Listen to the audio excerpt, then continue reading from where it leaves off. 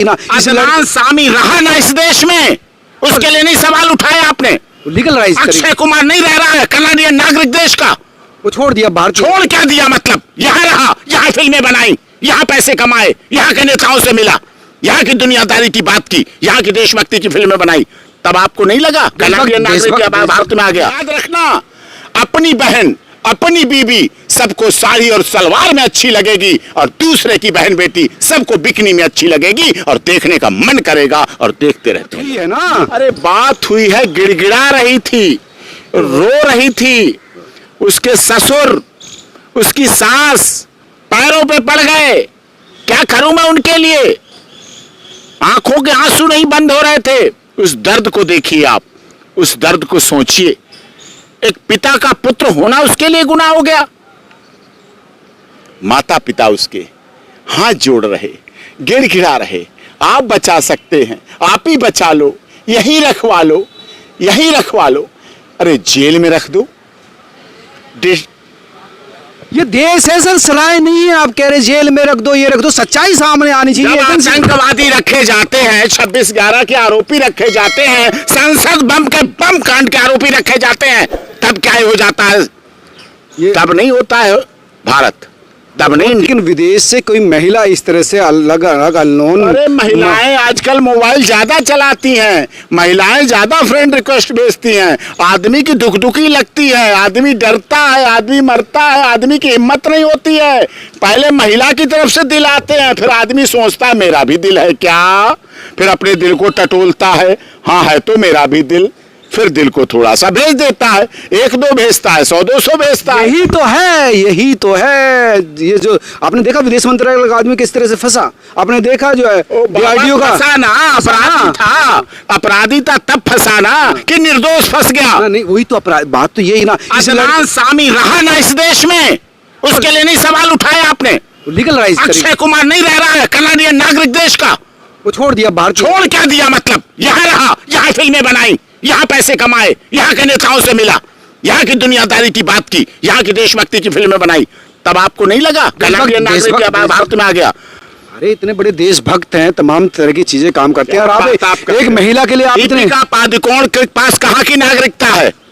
कहाँ की नागरिकता है? मुझे डिटेल तो पता नहीं, लेकिन भारत है। हम सब डिटेल कल खोल देंगे आपको, साथ खोल देंगे, लिस्ट जारी कर देंगे, विदेश मंत्रालय के लिए जारी कर देंगे, गृह मंत्रालय के लिए जारी कर देंगे, उत्तर प्रदेश सरकार के लिए जारी कर देंगे, भारत सरकार के लिए जारी कर देंगे। पता करा लो, जांच करा लो। अगर ये रह सकते हैं तो वो भी रह सकती है, वो पत्नी रह सकती है तो ये भी रह सकती है। तो अब पत्नी वो बन चुकी है, धर्म परिवर्तन कर लिया है। आप क्या समझते हो? यहां से उसे वहां भेज दो। जो पाकिस्तान की महिलाएं हैं, हिंदू महिलाएं हैं, उनके बारे में जानते हैं आप क्या होता है? कैसे वहां मंदिर तोड़े जाते हैं, क्या क्या होता है हिंदू महिलाओं के साथ? आप बचा पाए? आपका चैनल बचा पाया? आपके जो पत्रकार वहां गांव में रघुपुरा में बैठे, वो डिबेट करने की हिम्मत कर सकते हैं? चैलेंज देता हूं, इस्लामाबाद में ऐसे डिटेल जैसी रघुपुरा में कर रहे हैं, करके दिखा दें, मैं मान जाऊंगा।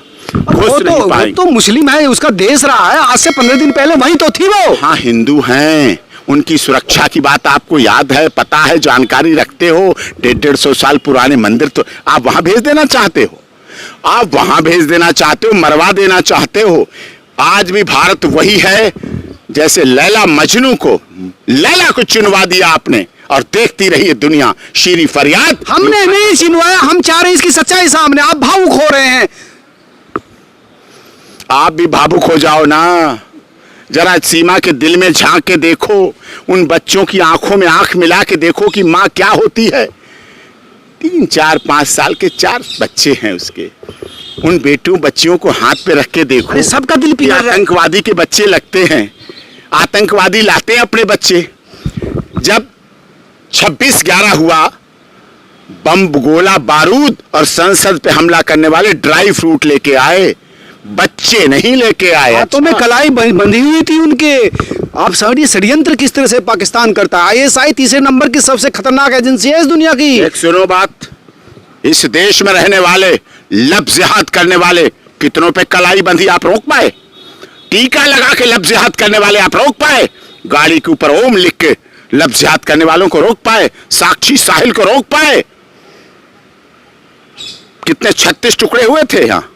श्रद्धा आफ्ताब रोक पाए, रोक लिया। कितने श्रद्धा आफ्ताब आज भी इस देश में हैं, कितनी साक्षी साहिल इस देश में।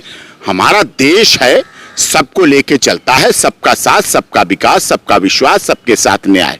बेटी बचाओ बेटी पढ़ाओ, आपको लिखना पड़ेगा हिंदू बेटी बचाओ, मुस्लिम बेटी नहीं उसके बचाओ। क्लाइंट आपको लिखना पड़ेगा भारत की बेटी बचाओ, पाकिस्तान की बेटी नहीं बचाएंगे हम। लिखो ना, आप क्यों दुनिया में ढिढोरा पीटते जाते हो। भाइयों बहनों, हम सबका साथ, सबका विकास, सबके साथ विश्वास, सबके साथ न्याय करते हैं। हम बेटी बचाओ बेटी पढ़ाओ अभियान चलाते हैं। आपको बोलना पड़ेगा। हम हिंदू बेटियों की तो बात सोच सकते हैं, मुसलमान बेटी जो हिंदू बन गई है उसकी नहीं सोच सकते। क्या बात कर रहे हैं आप आपको चीज कहाँ किस तरफ चले गए। इस विषय वो है चला कि गया, मैं बिल्कुल सही चला गया। आप किन तथ्यों का आधार पर, सीमा से क्या बात हुई, आपने क्या ऐसे तथ्य दिखाए। उसने सारी बात बता दी कि जन्म से बड़े होने तक मुझे जो जो याद है मैं सब बता रही हूँ।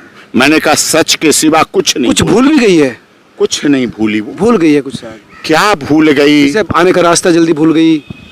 आप डेट ऑफ बर्थ भी कही है। आप क्या कहा उसने क्या कहा है ना, इन्हें पूछताछ में क्या पूछा ये तमाम। अभी एटीएस पूछताछ कर रही है।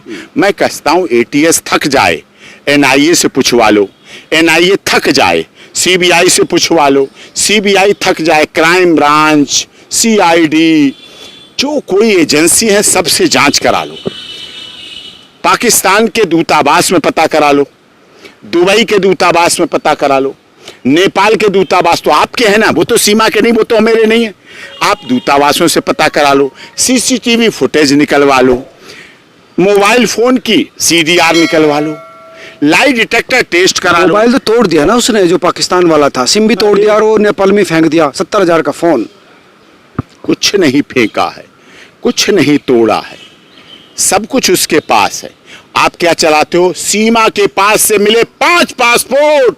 भारत की जनता कहती है अरे बाबा 5 पासपोर्ट क्यों, ये नहीं बताते हो। 4 बच्चों के पासपोर्ट, एक उसका पासपोर्ट, कुल मिला के बने 5 पासपोर्ट। 2 उसके हैं पासपोर्ट। 2 अरे एक अप्लाई किया, नहीं बना वीजा के साथ, पासपोर्ट जिसपे बना, बोले वो तो लेके आई है ना सब। घर बेचने की उसमें भी उसने झूठ बोला। उसने कहा कि मैं यहाँ आने से पहले 12 लाख का बेचा, जबकि वो पहले बेच चुकी है सालों पहले। अपना घर ही बेच के आई है।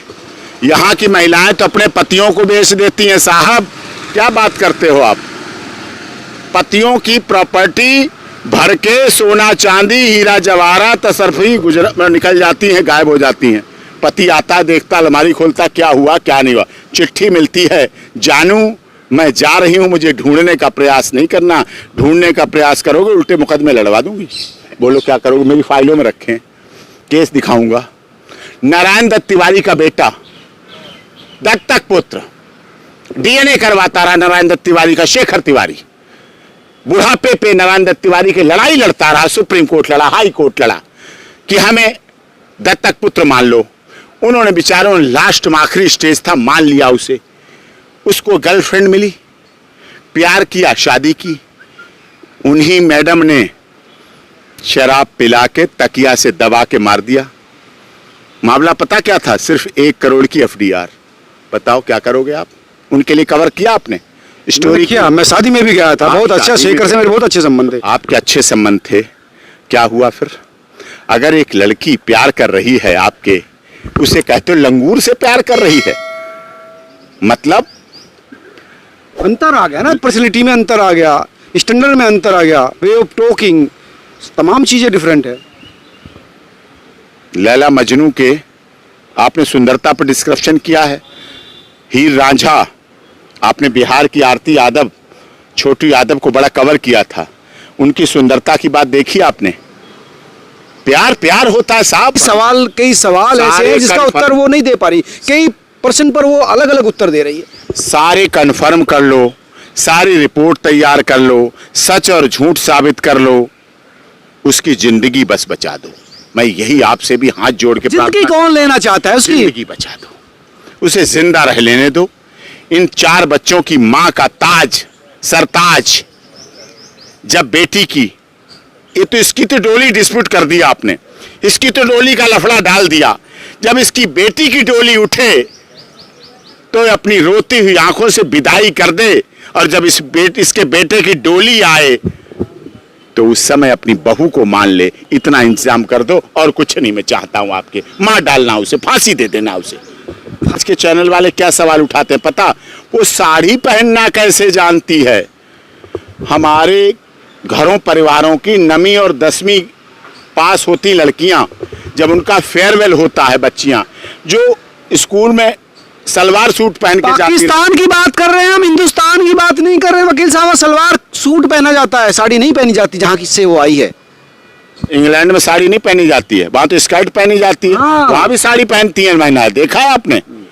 भारत में भी बुर्का पहनती हैं, भारत में भी सलवार सूट पहनती हैं, और भारत में अब बिकनी भी पहनती हैं।